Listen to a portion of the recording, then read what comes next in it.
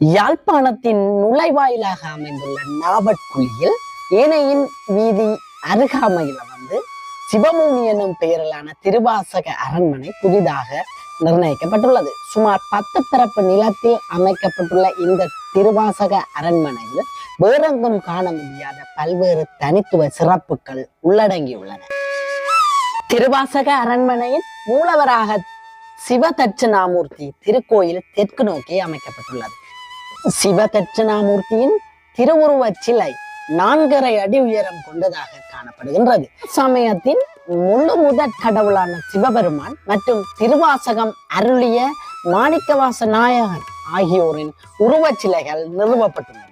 தேரின் முன்பாக கருங்கல்லால் ஆன பெரிய நந்தி அமைந்துள்ளது.